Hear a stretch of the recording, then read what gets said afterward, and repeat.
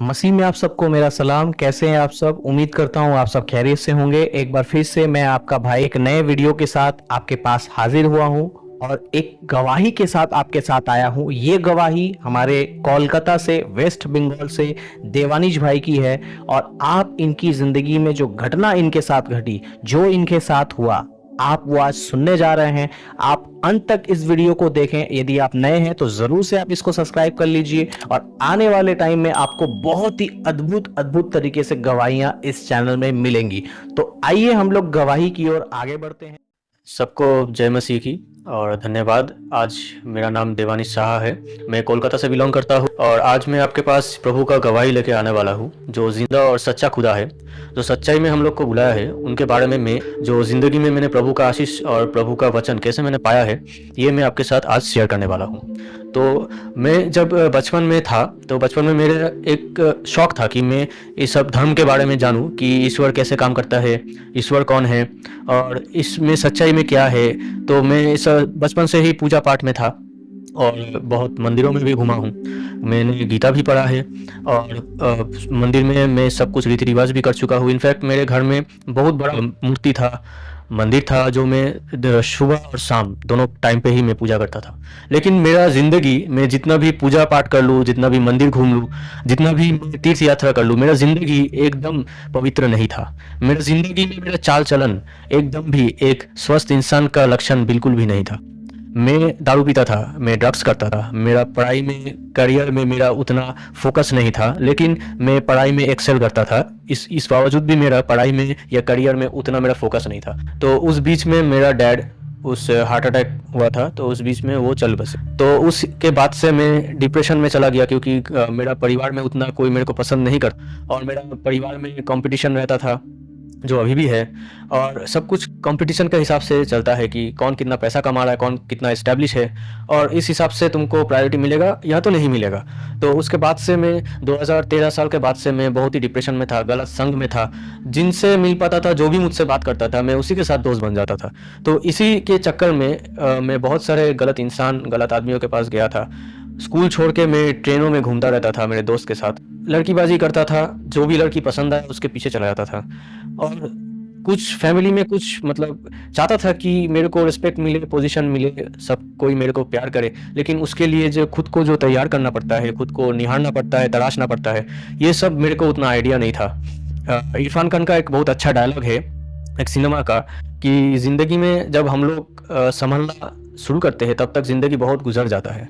वैसा ही हाल मेरे साथ भी हुआ था। मैं बीच में पढ़ाई छोड़ के दूसरा चीज़ जो में जैसे होता है कि बचपन में लड़का लड़की लोग को जब होता है कि इन्फैचुएशन हो जाता है, मेरे को ये चाहिए, मेरे को वो चाहिए, ज़िंदगी में ये चाहिए, वो चाहिए। तो उस इन्फैचुएशन में मैं उसी के पीछे मैं दौड़ता था। मेरे पास कोई भी चीज़ मेरे पास आता था, मैं इसको निहारता नहीं था, टटोलता नहीं था।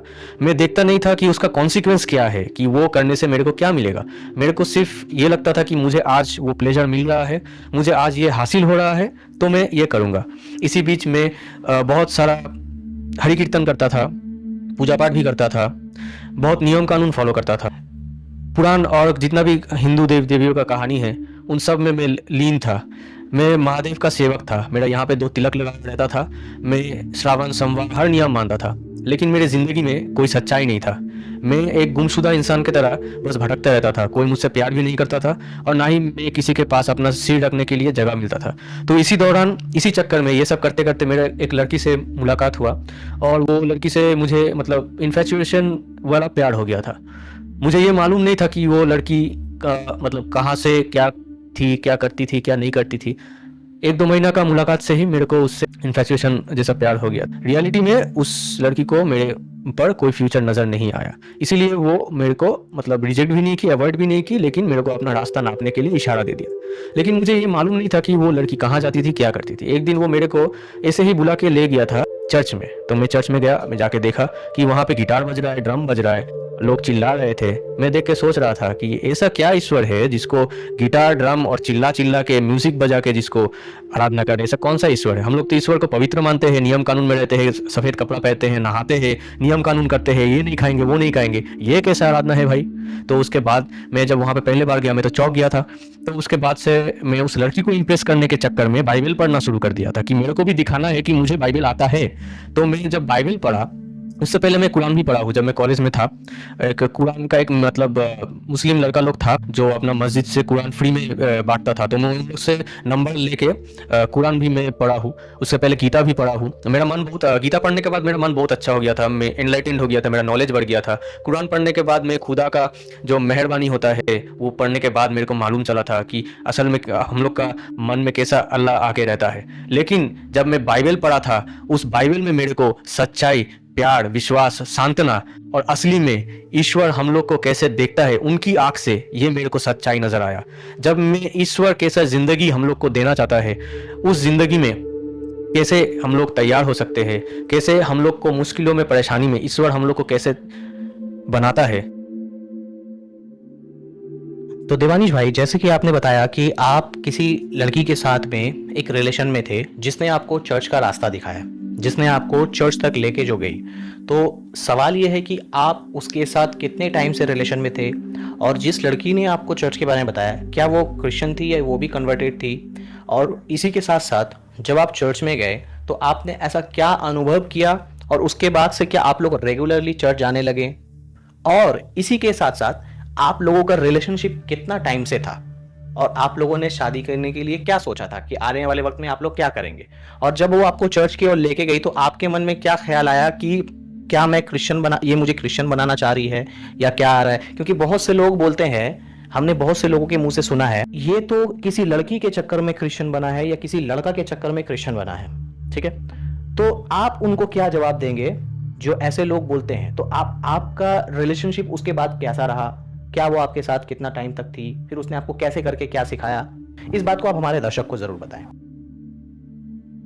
तो मैंने जितना भी किताब पढ़ा है, जिन सब इंसान के बारे में जो बोला है, लिखा गया है, उनका लाइफस्टाइल मैंने जब देखा था कि वो उनका लाइफस्टाइल और उनका नेचर कैसा है, क्या वो पूरा इंसान या पूरा ईश्वर की तरह अपना ज़िंदगी बिताया है या फिर इस दुनिया का रीति रिवाज, नियम कानून में खुद भी पाप किया है। ये मैंने लाइफस्टाइल का जो डिफरेंस है, जो गीता में और कुरान में है, जो उनका जो लाइफस्टाइल है, वो totally it's different from that of Yeshu Masih. Yeshu Masih का जिंदगी और लाइफस्टाइल मैंने जब बाइबल में देखा है, उनका एक भी कोई भी पाप नहीं है, या समाज में जब उन्होंने क्रिटिकल सिचुएशन फेस किया था, उन्होंने वो प्रभु का रास्ता से दिखाया था, ना कि समाज में जो नियम कानून है उस नियम कानून का बेसिस के ऊपर पे वो सोल्यूशन दिया था। हम लोग का आज का जिंदगी में हम लोग सोचते हैं कि जो भी नियम कानून है उसके ऊपर भरोसा करके हम लोग खुद का जिंदगी का सोल्यूशन निकाल सकते हैं। तो बहुत ही अच्छा आपने ये बात कहा कि अगर ऐसा है तो, जैसे कि मैं एक यहाँ पर एक बात को पूछना चाहूँगा। ये बहुत से लोग बोलते हैं कि यीशु मसीह जो है वो सिर्फ गोरेयों का परमेश्वर है, अंग्रेज़ों का परमेश्वर है। और बहुत से लोग बोलते हैं कि यीशु मसीह तो है सिर्फ 2000 साल पहले आया, जबकि हमारा सनातन धर्म तो शुरुआत से है, पहले से है।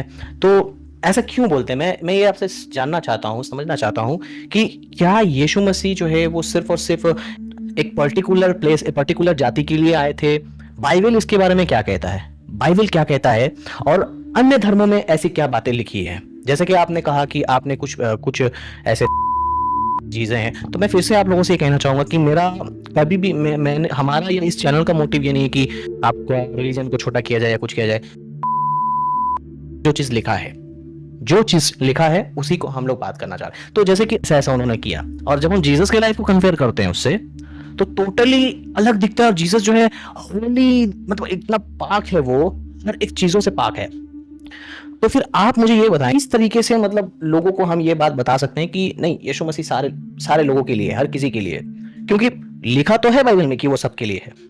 तो आपके लाइफ में ऐसा क्या चीज, ऐसा इतनी जिंदगी में आप क्या मैसेज देना चाहते हैं लोगों को? मतलब आप लोगों को क्या बताना चाहते हैं कि यीशु मसीह को आप मानो? जैसे कि अभी वर्तमान के समय में आप क्या सेवकाई कर रहे हैं?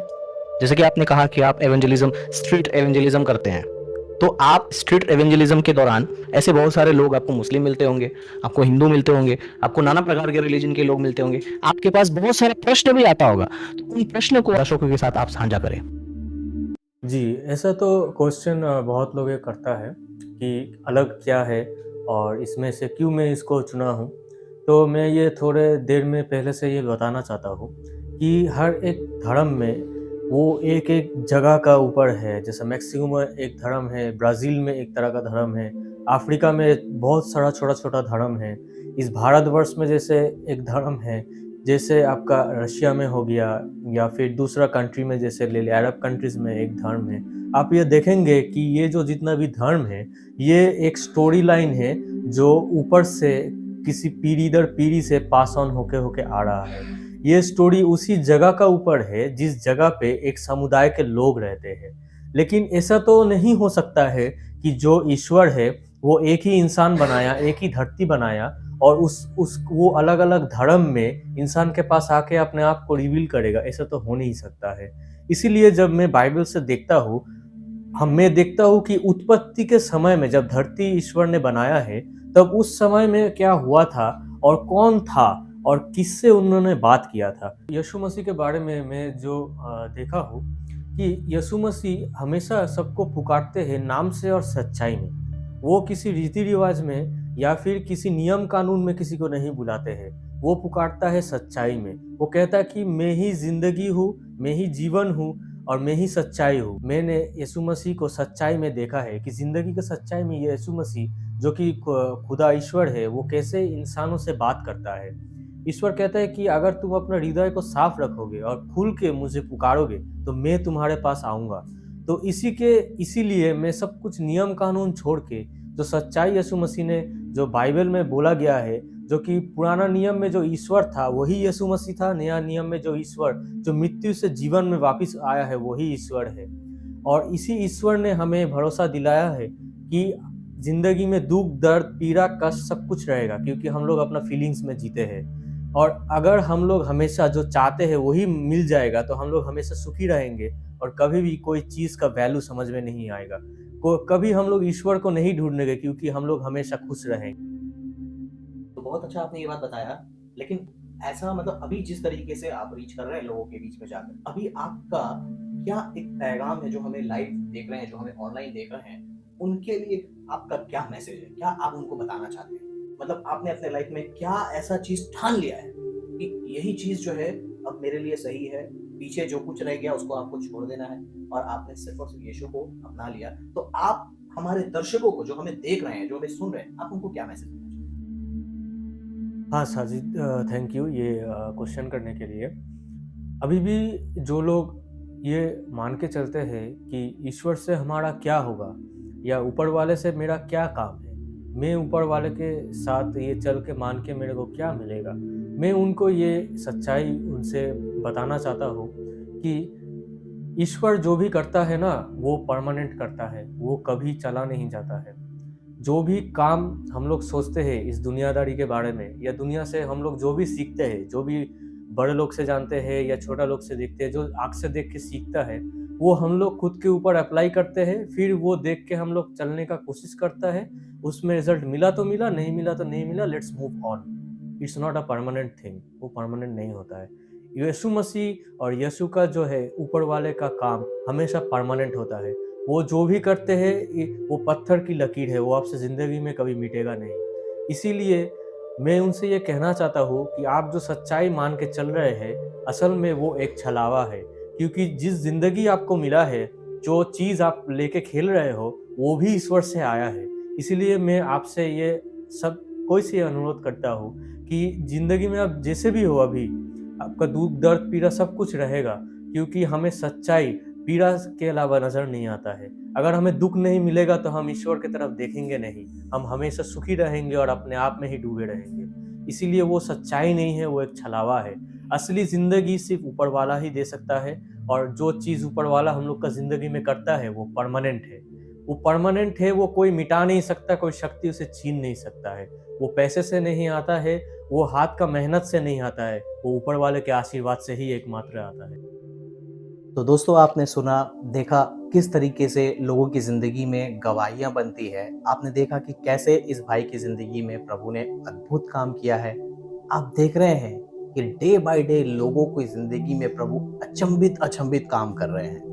तो आप भी, अगर आप एक हिंदू भाई हैं, यदि आप एक मुस्लिम भाई हैं, यदि आप किसी भी धर्म से बिलोंग कर, याद रखिए यीशु मसीह कभी भी किसी का धर्म नहीं बदलता, वो जीवन बदलता है। और ये जो गवाहियां है ना, ये जीवन बदलने वाली गवाहियां हैं। याद रखिए मेरे प्रिय, यदि आज आप मुझे कहीं से भी देख रहे हैं और आप यीशु मसीह को अपने जिंदगी में पर्सनल सेवियर और अपना उद्धारकर्ता के रूप में कबूल करना चाहते हैं, तो मेरे पीछे पीछे आप ये प्रार्थना दोहरा सकते हैं। हे मेरे प्रभु परमेश्वर पिता, मैं आपका सामने आता हूँ और ये बात का इकरार करता हूँ कि मैंने अपने ज़िंदगी में बहुत सारी गलतियाँ की हैं, खताएं की हैं, अपराध किए हैं। उसके लिए मैं क्षमा मांगता हूँ। प्रभु मुझे माफ़ कर, मुझे कबूल कर। मैं आज से अपनी ज़िंदगी को तेरे हवाले करता हूँ और आज से मैं आपके वचनों के मुताबिक चलूँगा, आपके वचनों को जानूँगा और आपको खोजूँगा और आपके ही फॉलो करूँगा। यदि आपने ऐसा कहा है मेरे प्रियो, तो पवित्र आत्मा इस वक्त से आपकी जिम्मेदारी लेगा। आपकी कंडीशन सेम नहीं रहेगी। कल आप वहां से देख रहे हो, किसी दिन आप यहाँ आकर के हमें गवाही दोगे। आपके सामने अभी स्क्रीन पर एक नंबर आपको दिख रहा होगा।